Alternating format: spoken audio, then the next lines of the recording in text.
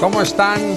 Esto es Ámate Bonito en TV y primero que todo quiero agradecer como siempre que nos acompañen. El programa de hoy es un programa que se va a transmitir y se va a hacer con pinzas. ¿Y por qué me refiero con pinzas? Porque es un tema sobre el abuso sexual, con todas sus líneas, abuso sexual. Quiero decirles que lamentablemente cada vez es más frecuente, no solamente en el taller de desintoxicación emocional Ámate Bonito, sino en los medios enterarnos de que hay abusos. El tema cada vez impacta más porque se hablaba antes de que era un conocido de la familia en algunos casos, y de ser el conocido ya pasamos a historias donde es el miembro de la familia. Créanme que el programa va a ser interesante, sobre todo si usted tiene pequeñines o sobre todo si a usted en su juventud, sea mujer, sea hombre, tuvo el infortunio de un suceso de estos. Créanme que la información que queremos llevar para ustedes va a ser importante. Algo que quiero decir antes de presentar a mi compañera de programa es que lo que se va a hablar aquí con las especialistas es algo general. Y quiero decirlo porque una historia como estas es individual y personal. Entonces, lo que vamos a hablar aquí, lo que van a hablar ellas, tome lo mejor posible porque estoy seguro que le puede servir. Como siempre, voy a presentar a mi compañera de programa, la psicóloga Laura Arguero. Laura, bienvenida. Gracias, Alfonso. Buenas noches. Pues hace unos minutos comentaste que es un programa que se va a tratar el tema con pinzas. Y es que el tema del abuso es un tema, como tú dices, personal, pero es un tema que trae, digamos, causa mucha emoción, desilusión a las personas, ¿no? El tema de hoy es delicado, coincido contigo porque es una de las experiencias traumáticas que es difícil de afrontar porque te atrae a nosotros unas consecuencias físicas, psicológicas y sociales.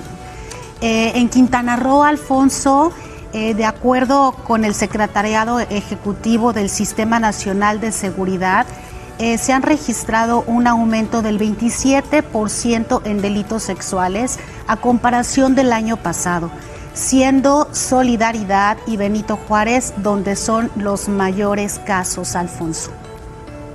Fíjate que lo que comentas es delicado y creo que el tema es para concientizar, porque si bien, como saben, este programa se graba en Cancún y se transmite en Cancún, Quintana Roo, yo creo que el tema abarca evidentemente todo México y de donde nos estén viendo ustedes. Creo que ese programa debe de convertirse en un llamado evidentemente a los padres. El programa está dividido en tres partes. Primero vamos a hablar desde el punto de vista cómo afecta el abuso sexual desde el punto de vista emocional. ¿Por qué? Porque si bien es cierto, y como lo dije hace rato, que puede haber alguien que pues vaya sobrellevando su suceso, o sea, diga, esto me pasó, etc. Hay gente que queda muy marcada, hay gente que queda muy afectada, hay gente que le cuesta muchísimo trabajo volver a confiar. Y ¿sabes qué pasa, Laura? Que tristemente hay una factura por cobrar muchas veces a los padres, es decir, esto me pasó por tu culpa. Entonces, caramba, pues imagínate vivir con eso, Laura. Así es, Alfonso. El abuso sexual deja secuelas a lo largo de la vida, ¿no? Y luego con el día a día, pues te va afectando te va afectando en tu salud mental, en tu bienestar. Es por eso la importancia de tratarlo oportunamente, para que evitemos consecuencias como baja autoestima, culpabilidad, sensación de suciedad, problemas a la larga con nuestra pareja en la parte sexual. Pero bueno, de todas estas consecuencias nos van a hablar nuestras invitadas el día de hoy. Otro punto, nada más digo los otros dos puntos para que nos hagas el favor de dar los nombres de las invitadas. El otro tema o la otra perspectiva es el punto de vista físico. Como bien decías, muchas mujeres, muchos hombres quedan con ese impacto del suceso, y la idea de esta segunda parte del programa es poder ver consejos de una profesional de cómo levantarse. Hay gente que simple y llanamente se bloquea, no quiere volver a saber del tema, y bueno, finalmente vamos a tener en voz de una experta qué nos sugieren. Y la tercer la tercer parte del programa es una psicóloga perito infantil, y nos va a dar el cómo podemos detectar, cómo saber que algo no está bien y los pasos a seguir en caso de que pues usted se dé cuenta que algo le pasó a su menor, ¿no? Así es, Alfonso, sobre todo también ahorita que acabas de decir esta parte, la importancia de denunciar, ¿no? Porque muchas personas se quedan calladas y no denuncian, probablemente por miedo, pero esto también lo vamos a ver hoy con nuestra invitada de hoy. A mí me da mucho coraje que se espere la gente y que hoy de repente nos enteramos que en la escuela tal había un profesor y que encerraba a los alumnos y las cosas como son. Y tengan que pasar 10, 20, 30 años para que te enteres. El tema de abusos también, por ejemplo, con productores de televisión. O sea, está caótico lo que estamos viviendo, y creo que tener la información oportuna nos puede servir. Platícanos el nombre, dinos quiénes vienen, Laura. Bueno, también quiero hacer un comentario previo, Alfonso, que obviamente aparte de que la víctima se ve afectada, esto también interfiere en la estructura familiar, en los padres, en los hijos, en la pareja, y bueno, también abarca mucho más, ¿no? Va más allá. Ok, platícanos los nombres y quiénes vienen hoy. Claro, el día de hoy tenemos con nosotros como invitada a la psiquiatra Laura Orgaz. Ella nos va a platicar cómo nos reconstruimos después de esta experiencia traumática, ¿no? La parte emocional y la parte física. Y también tenemos a nuestra invitada, la psicóloga perito Karina Bautista. Ella nos va a hablar de cómo detectar el abuso en los niños y cuáles son esos pasos a seguir dentro del marco legal, Alfonso. Pues yo creo que es muy interesante y sobre todo oportuno el tema.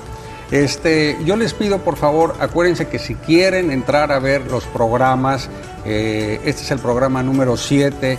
Si quieren ver los programas anteriores, entren por favor en Facebook, escriben #AmateBonitoTV, #AmateBonitoTV, y van a poder ver todos los programas que hemos realizado, en las que hay gente que evidentemente con los temas y con su preparación vamos a poder llevar tranquilidad, paz y sobre todo serenidad a su vida, que sepan, caray, ese tema me gusta. Vamos a un pequeño corte de nuestros patrocinadores, es un pequeño spot de 10 segundos de nuestros patrocinadores. Vamos a un corte y regresamos. No se vayan, regresamos con nuestra invitada.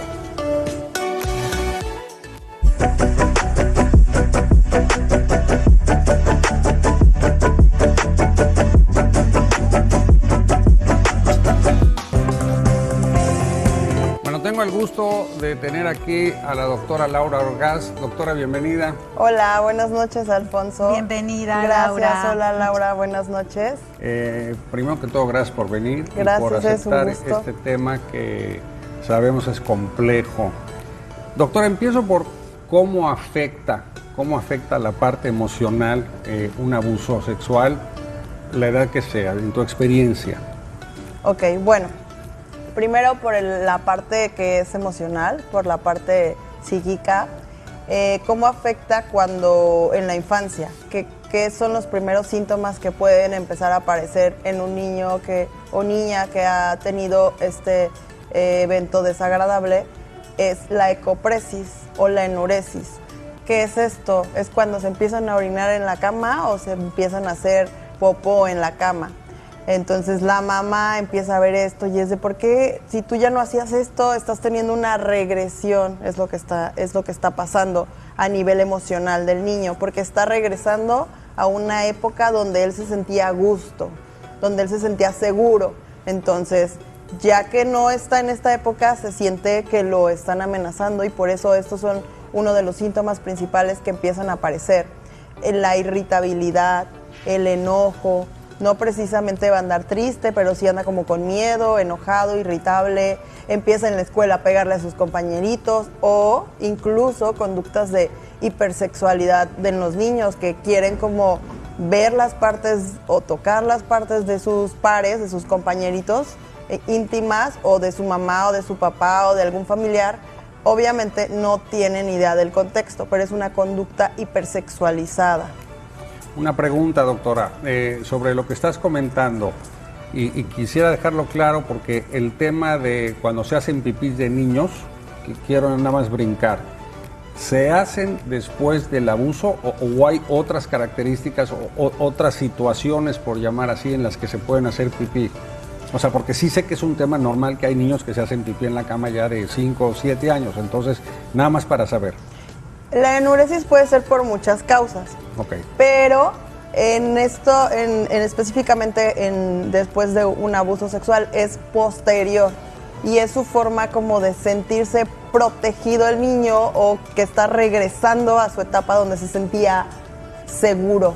Entonces, cuando yo me hacía pipí, cuando yo me hacía popó, estaba más seguro, me protegían más mis padres, era un lugar seguro y es una regresión, le llamamos. Pero es por muchas otras causas, no precisamente mi hijo se empieza a orinar en la cama o mi hija y ya tiene antecedente de un abuso o alguien abusó de ella, no. Okay. Laura, una pregunta.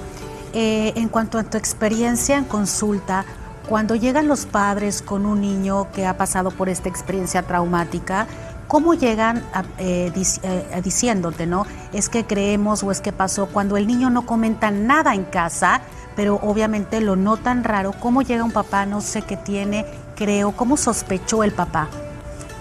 Lamentablemente, la mayoría de las ocasiones llevan al niño ya sea por uno de estos síntomas o porque en la escuela está teniendo un comportamiento fuera de lo normal para el niño. Entonces ya la maestra le pide a los padres que necesita una valoración, pero no llegan principalmente por ese motivo. Entonces algunos padres están como a la defensiva, están molestos, no lo creen, y por el mismo temor el niño no tiende a hablar, no tiene esta confianza para poder hablar, se siente culpable, siente que no le van a creer, está amenazado. Entonces difícilmente, sin embargo, sí hay padres que van y ya tienen como un precontexto de lo que está pasando. A lo mejor en la consulta el niño habla un poquito más o la niña, pero los padres tienen como el aprecio, lo validan. Eso es súper importante después de un antecedente de este tipo, la validación de la persona que es tu protección. Claro. En el caso, doctora, en el caso de tratarse de gente ya más edad, o sea, una adolescente que sufre un abuso, platícanos de una adolescente. Lamentablemente no falta el maestro abusivo, el padrastro abusivo, la afectación emocional ahí.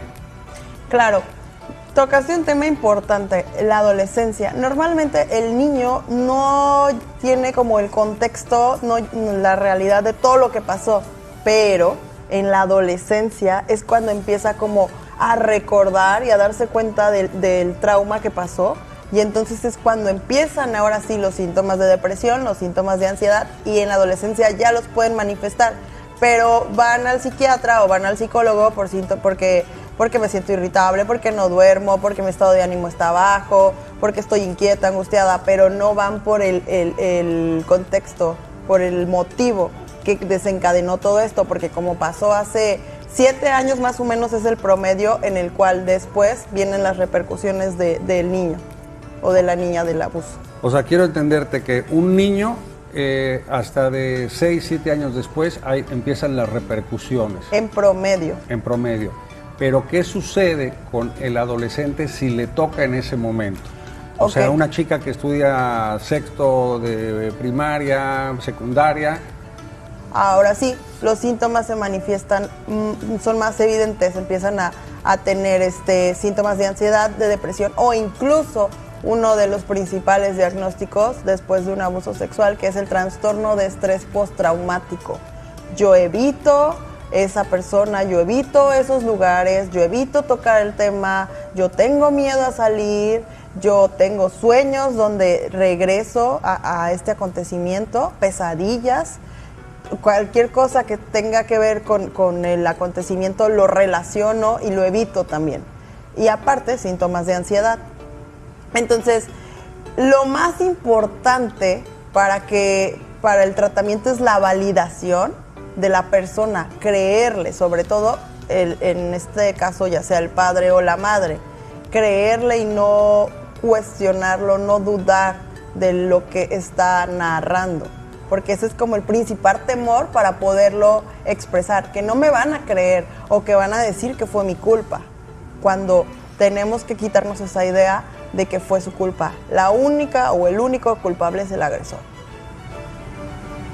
Es increíble que de repente te puedas ver en una situación así. Yo tuve en 3 talleres, y lo digo con absoluto respeto, en 3 talleres hubo casos, primero que había sido el compadre, luego había sido el abuelo y otro caso donde fue el papá, ¿no?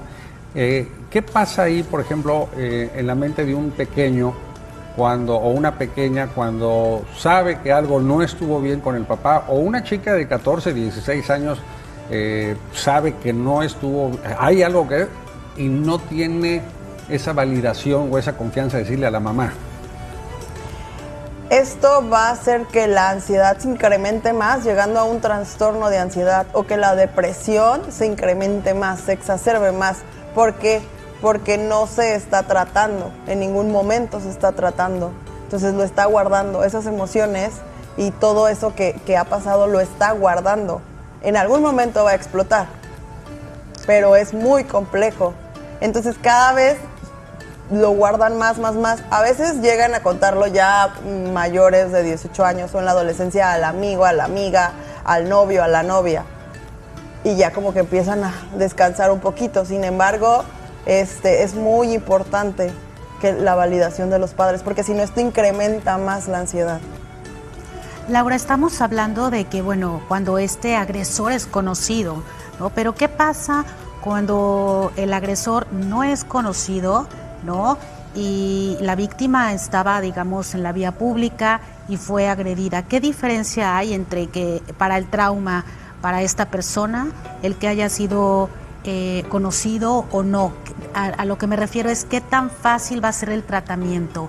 ¿Es más fácil cuando no era conocido que si era conocido?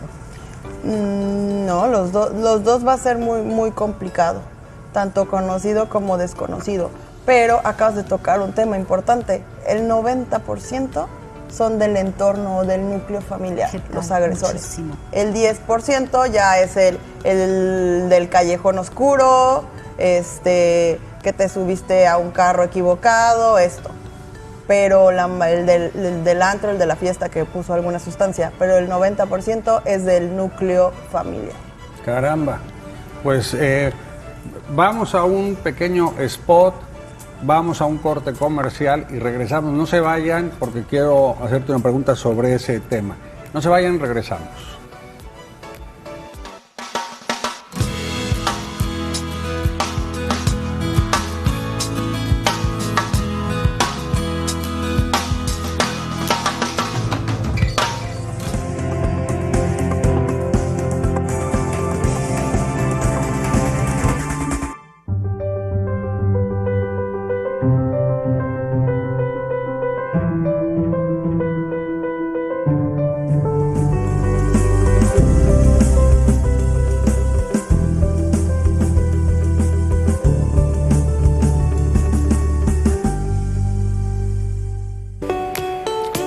Es increíble ver que una generalidad presenta un 90% en ese cuadro que puede ser familiar, que puede ser relaciones. El 90% a mí se me hace que es muy alto, pero caramba, increíble. Lau, ¿querías preguntar algo?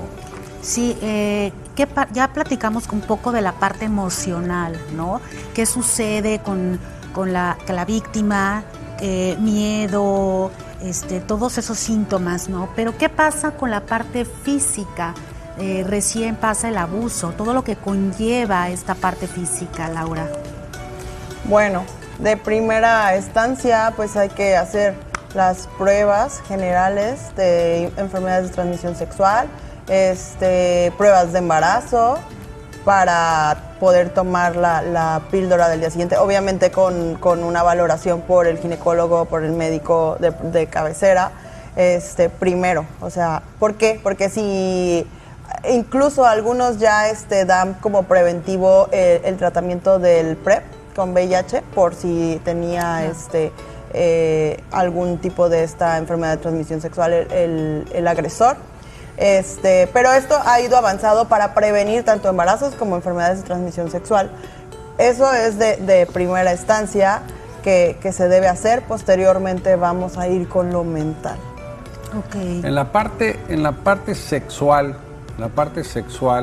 ¿cómo le afecta a la pareja? O sea, imagínate una adolescente que tuvo un tema de abuso, en la parte sexual, ¿cómo se va a desarrollar igual? ¿Qué le afecta? ¿Qué consejo das? No, por supuesto que no se va a desarrollar igual.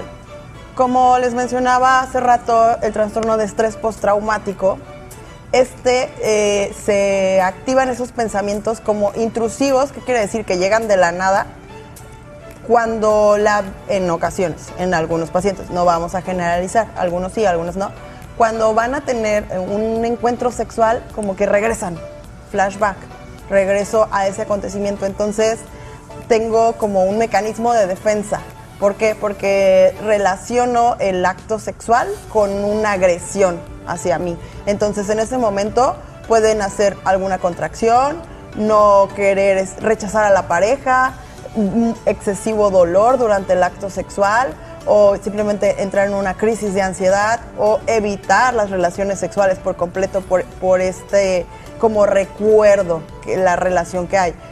Eso es por un lado. Entonces, algunas como que evitan el acto sexual, pero otras tienden a hipersexualizar, que es el otro extremo. ¿Qué vendría siendo? Cuando ya ahora hay promiscuidad, múltiples parejas sexuales, tal vez puedo llegar a orgasmos o puedo no. Esa es otra. Hay pacientes que quedan afectados en el orgasmo y no llegan a un orgasmo aunque tengan una relación sexual placentera. Una pregunta, doctora. En tu experiencia personal, estadísticamente, ¿qué tanta confianza le tienen a su pareja? O sea, la mujer le cuenta a su pareja, ¿me pasó esto? ¿O no le cuenta? Sí, sí le cuentan. De hecho, como los comentaba hace rato, a veces le cuentan más a la pareja que a los padres, porque creen que la pareja les va a creer más o los va a validar más, que eso está muy bien, pero no le cuentan que durante el acto sexual vienen estos recuerdos, no le explican que hay una contracción involuntaria vaginal y que por eso les duele o que por eso quieren evitar no tener relaciones sexuales porque hay dolor. Tal vez eso sí lo evitan muchísimo. ¿Por qué? Porque mi pareja ya no me va a querer si no tengo relaciones sexuales, porque va a decir que nunca quiero, ideas, ¿no? Que nos empezamos a imaginar. Eso sí no es común que lo platique. Laura, ¿cómo podemos evitar esos flashbacks de lo que nos hablas? Bueno, para eso es un mecanismo muy complejo. Primero, tenemos que ir a terapia. Puede ser terapia individual, donde vamos a tratar todo este conflicto que pasó, este trauma. Y también hay una terapia de desensibilización, que es específica para trastorno de estrés postraumático. No va a ser en un mes, no es algo sencillo, sí va a llevarse un tiempo. Cada paciente, esto es importante, cada paciente tiene su reloj, su propio tiempo. No porque alguien tardó 1 año y yo tardé 3 años y yo tardé 8 años y yo 10, yo voy mal. No, cada quien tiene su tiempo para la terapia, para que vaya avanzando. No hay que presionarnos, porque también esto puede causar como un círculo vicioso. Me presiono, me da más ansiedad y no trabajo mi estrés postraumático. ¿Hay alguna estadística personal que tengas, no necesariamente de pacientes, pero quién sale más afectado, el hombre o la mujer? Porque finalmente hay hombres que son abusados sexualmente, de jóvenes, de niños. En las estadísticas a nivel nacional es de 5 personas abusadas, 4 son mujeres y 1 es hombre.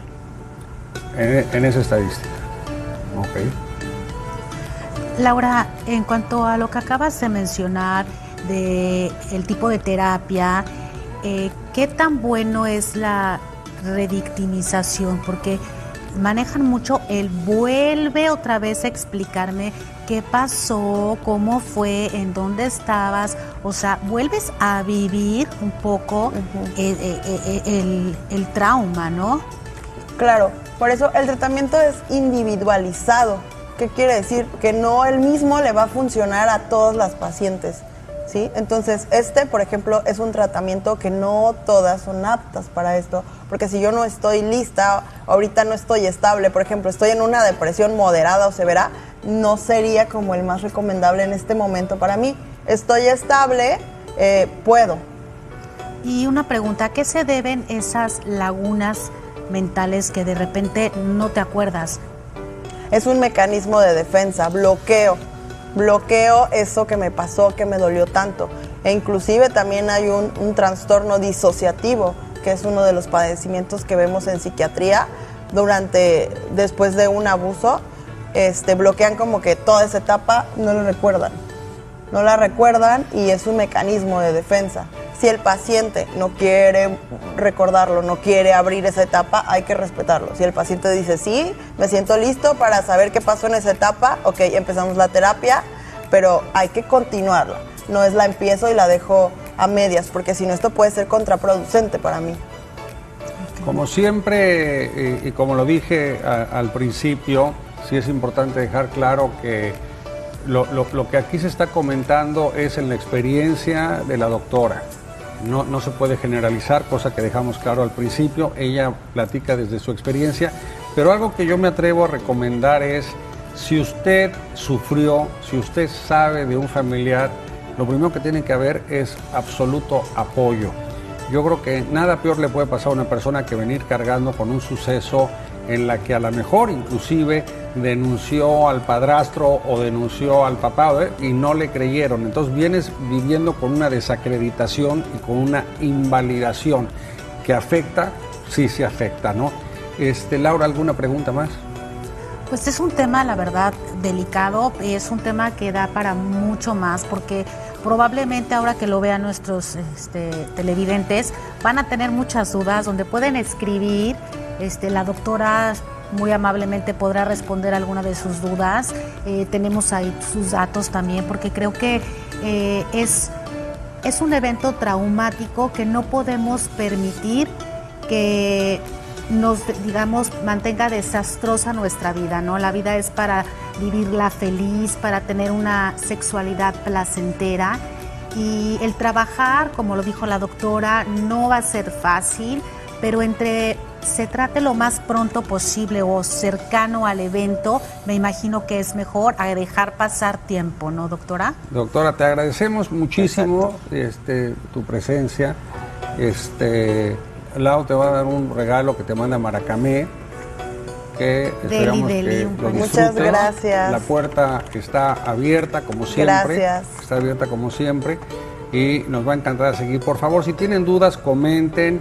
Están los datos de la doctora, la pueden contactar directamente, y lo mejor es checarse, no quedárselo cargando. Gracias. Vamos a un pequeño spot, comerciales, y regresamos. No se vayan.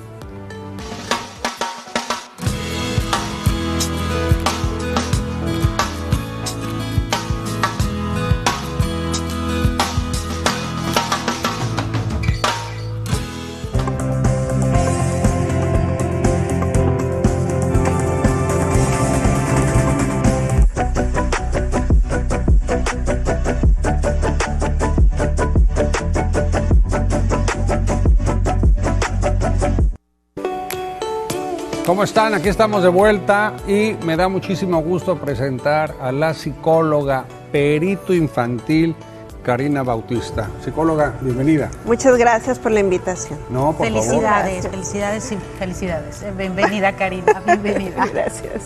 Quiero que sepan que este tema va a ser muy importante porque todos en algún momento hemos tenido hijos pequeños, muy probablemente usted en este momento tiene hijos pequeños y el tema del cuidado, el tema de la detección oportuna creo que es de vital importancia. Tienes el micrófono abierto, platícanos, cuéntanos por dónde quieres empezar.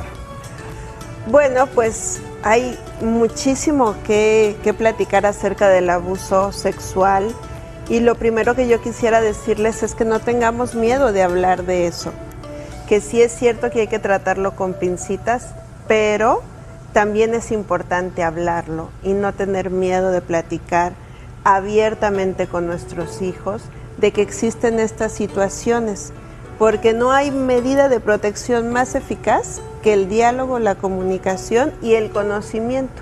Entonces es importante que platiquemos con nuestros hijos, que les digamos que existen situaciones de riesgo. Muchas personas hacen este diálogo desde la angustia, desde el miedo, diciéndole a los niños, nadie te debe de tocar, nadie debe de hacerte esas cosas, pero ese tipo de comentarios lo que genera es indefensión en el niño, porque las situaciones de abuso, como bien ustedes ya estaban platicando estadísticamente, ocurren con personas que están cercanas al niño. Esto quiere decir que existe un vínculo y que en ese vínculo afectivo el niño no se puede escapar, la niña no se puede escapar. Está conectada con esa persona en entornos y contextos en los que es imposible que se escape, particularmente de la parte afectiva, porque la persona que debería de generar y de darles esa protección es quien está agrediendo y está violentando el espacio íntimo y privado, primero de la relación y después del espacio de seguridad. Entonces, si nosotros le decimos al niño, pues nadie te debe de tocar, pues ya lo pusimos en indefensión, porque no es algo que al principio vaya a notar como mal, es una persona cercana, que me baña, que me peina, que me ayuda a cuidar mi cuerpo, que me ayuda a cambiarme la ropa. ¿Cómo eso podría ser malo? ¿Cómo el niño puede alertar que eso está mal si es la persona que lo abraza y que le da besos de amor? Fíjate que quisiera complementar ahorita, licenciada, que una de las cosas que vemos, por ejemplo, en el taller, y lo quiero compartir porque esto que voy a decir está comprobado en el taller por las psicólogas que participan en el taller. Alguien que sufrió un abuso de menor, muchas veces no recuerda el suceso con dolor o con rabia. Estadísticamente lo que más le duele, y es lo que te comentaba, es no estuviste para defenderme. Fíjense nada más qué fuerte. O sea, el niño que lo sufrió en ese momento, algunos traumático más, menos, etcétera, el dolor más fuerte es no estuviste para defenderme y no me creíste cuando te dije quién había sido. Claro, claro. Eso es muy difícil y repito, se vuelve difícil y complejo porque estamos hablando de relaciones, estamos hablando de vínculos, estamos hablando de familias. Decías tú hace ratito el tema de las estadísticas. Mi ejercicio profesional como perito tengo más de 100 peritajes realizados y en ese porcentaje de peritajes sí, efectivamente el 90% de los dictámenes que yo he hecho corresponden a personas cercanas al menor en contextos familiares. En alguna ocasión una chiquita de 3 años me decía, me dio besos aquí y aquí y describía y luego voltea y me pregunta, ¿y eso es malo? ¿Cómo le explicas? Entonces, yo lo que quiero es que entendamos la dimensión de que cuando hablamos de que un niño esté inmerso en una situación de abuso, no es necesariamente justo que lo esté viviendo como un acto violento. hay de abusos a abusos y depende de las condiciones de ese abuso, del nivel de agresión, del impacto que tenga, de quién fue, de la duración, pues va a ser el efecto traumático que va a generar en la criatura. Cuando está pequeño, pero a largo plazo siempre va a haber un impacto muy grave, siempre, ¿no? Si nosotros pensáramos, por ejemplo, a nivel de cuerpo, pues siempre nos hacemos heridas. Tú vas caminando, te caes, te raspas. Todo el tiempo tenemos heridas. Pero hay heridas que requieren de un especialista porque cuando nos caímos se nos rompió el huesito. Y las heridas que se generan a través del abuso sexual, por eso les llamamos traumáticas, porque se rompe algo más.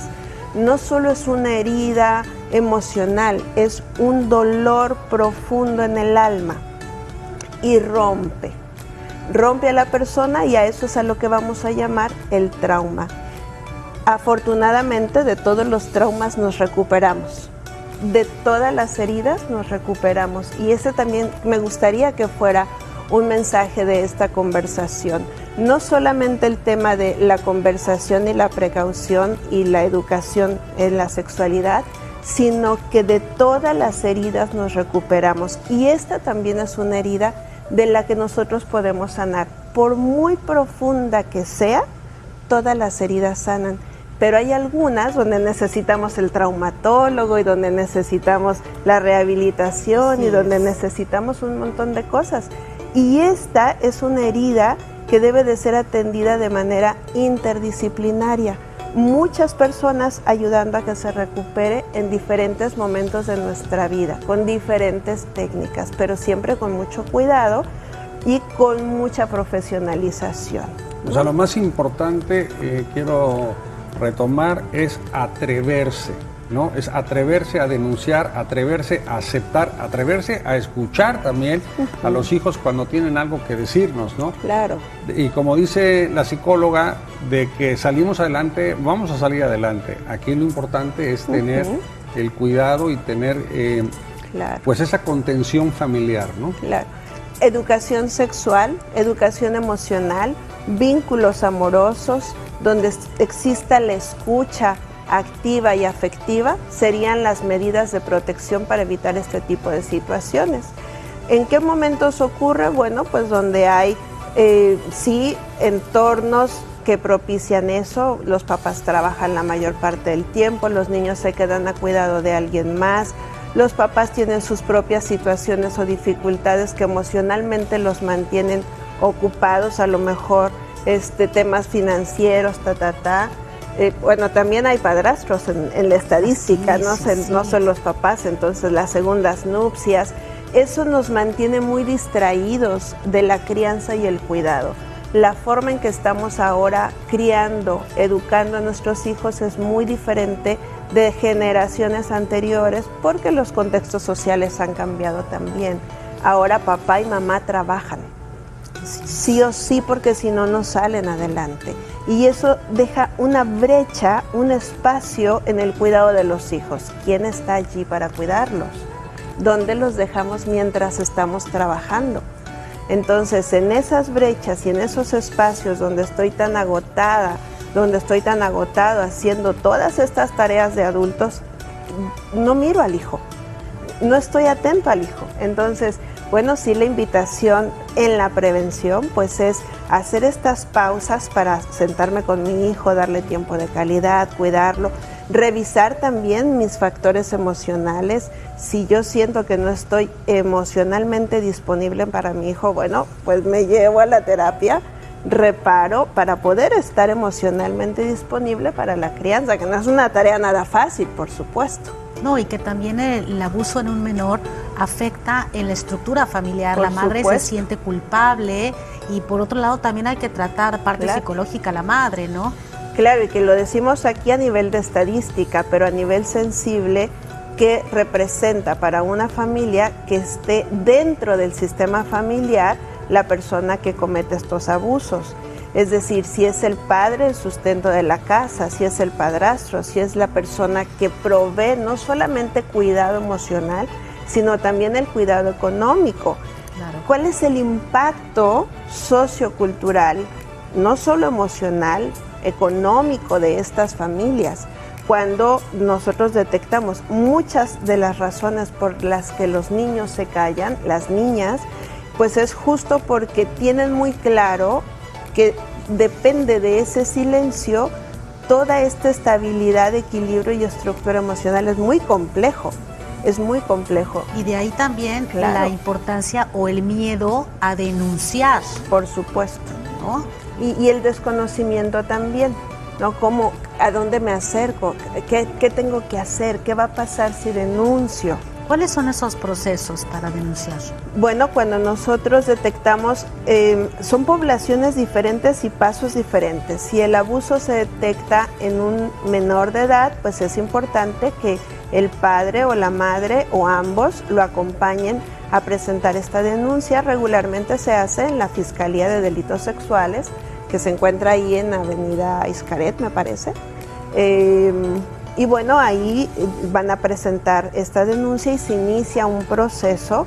En este primer momento, pues primero hay que juntar algunas evidencias, entre ellas pues el examen médico, legista, y después el peritaje, que es ahí donde entramos nosotros, no antes, ¿no? Entonces, bueno, el examen psicológico, y una vez que ya tenemos esta información, se abre, se integra lo que es la carpeta de investigación, y después pues ya se pasan a otros procesos legales. Pero estos tres momentos son cruciales para que nosotros podamos hacer la denuncia.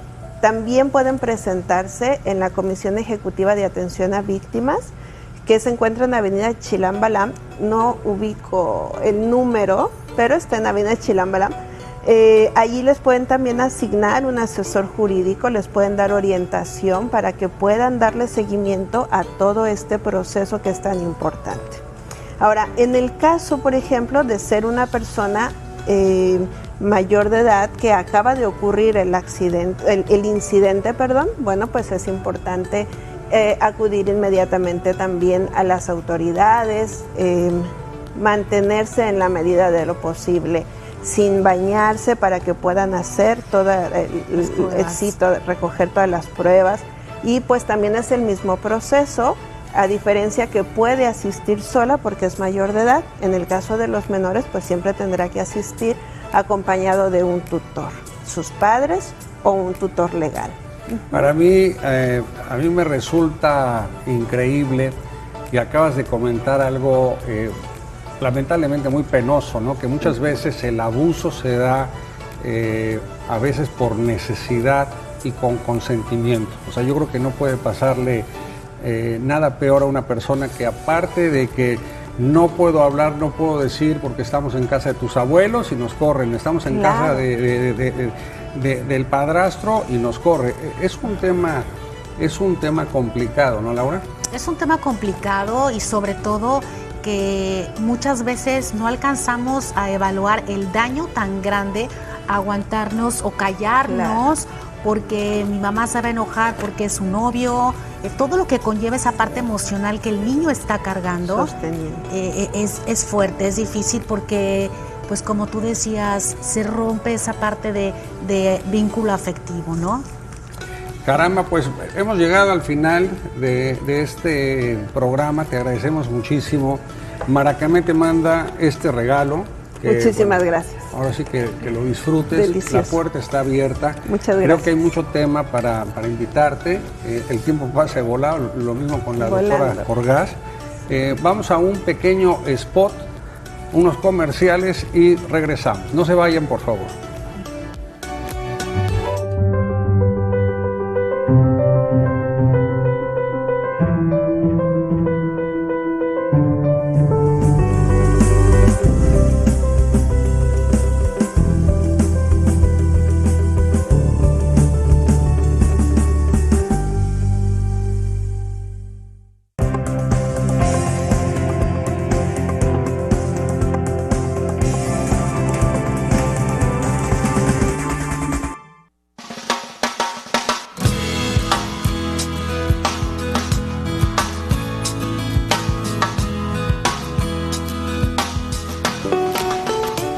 Caramba, hemos llegado al final de este programa y la verdad estoy impactado por toda la información. Nos faltó tiempo, pero estoy seguro que lo que pudieron escuchar les va a servir. Yo creo que nunca es tarde para dar un golpe de timón y empezar a vivir, ¿no? ¿Cómo ves, Lau?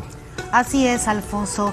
Y la verdad, recomendar a los padres, estar al pendiente de sus hijos, estar cuidando de ellos, creerles en cualquier momento que les digan, mamá, sentí esto, mamá, me tocó, mamá, creer. Lo mencionaron muy a tiempo y adecuadamente las doctoras, el decir que lo importante es que el niño se sienta acogido, se sienta querido, validado. Entonces, pues mucho ojo, ¿no? Y denunciar, no importa quién haya sido, si fue el abuelo, si fue el papá, no importa, esto va a evitar que vuelva a suceder, ¿no, Alfonso? Fíjate que trato yo en cada programa de recordarles que si entran a la página de amatebonito.com, entre a la página amatebonito.com y en la parte de arriba hay un banner, un botón para hacer el test de la herida primaria. Imagínese usted a dos hermanos que viven en la misma familia, pero uno tuvo un proceso de abuso y el otro a lo mejor no fue valorado, fue ignorado, ahora sí que no le hicieron caso, van a traer heridas distintas. Entonces, si usted quiere saber, si usted sabe que trae algo, en uno de mis primeros talleres, y lo digo con todo respeto, tuve una chica que entró a mi taller y me dijo, Alfonso, quiero tomar tu taller porque me va bien en lo económico, mi pareja, gano bien, estoy perfecta, pero hay algo que me hace ruido, hay algo que no me deja en paz. Entonces ella empieza a tomar el taller y en un día 13, no se me va a olvidar jamás, ella me contacta y me dice, Alfonso, bendita sea tu vida. Gracias al taller recordé un pasaje que mi madre trató de hacerme olvidar y es que ella había tenido un abuso. Entonces finalmente era esa piedrita en el zapato que ella sabía que había algo, ¿no? Entonces ella afortunadamente logró desenvolverse, ser una madre exitosa, una empresaria, etcétera, pero había algo que no le dejaba. Entonces no se lo pierdan, amatebonito.com, test de la herida primaria. En el próximo programa vamos a tener dos temas, Laura, que la verdad son muy interesantes. Tenemos a la psicóloga Liliana Lipolis. La psicóloga Liliana Lipolis nos va a hablar. El título del programa es Y se dieron con todo. ¿Por qué pelea la pareja? ¿Qué hay detrás de un pleito? ¿Se pelea usted con su pareja? Y ojo, porque es muy fácil decir, a ver, ¿quién no se pelea? Sí, pero que te estrellen el sartén, que te manden a dormir afuera o que ya haya una agresión, híjole, la verdad no. Entonces ahí van a saber de dónde viene el pleito y sobre todo cómo controlarlo. Vamos a tener también a una amiga que queremos mucho, que se dedica mucho al tema de la numerología y a la sanación espiritual, Gabriela Anaya, que nos va a hablar de las ovejas negras. ¿Usted es la oveja negra o le han dicho que es usted la oveja negra? ¿Es usted el pariente irreverente que todo el mundo dice, ay no, con él no? Bueno, pues déjeme decirle que a lo mejor usted tiene una misión en su familia. ¿Cómo ves nuestros temas? Pues me encantan, muy interesantes, porque como tú dices, ¿quién no discute? ¿Quién está en desacuerdo a veces, no? ¿Quién no está asumiendo? De eso vamos a platicar al próximo programa. Y la oveja negra, que a veces pensamos que la oveja negra es como que la parte negra de la familia. Vamos a ver de qué se trata. Bueno, pues no se pierdan, por favor, la oportunidad de entrar. Vean los programas pasados, acuérdense, #AmateBonitoTV. El programa de la semana pasada al día de hoy ya tiene más de 60,000 visualizaciones, es decir, el contenido gusta. Entonces ahí tienen los programas colgados en Facebook. Me despido, no sin antes, como siempre, recordarles que en cualquier momento nos pueden tocar la campana. Les doy una frase que me encantó. El día que descubres lo que tienes para dar, ese día sabes lo que mereces recibir. Sean felices, que en cualquier momento nos tocan la campana.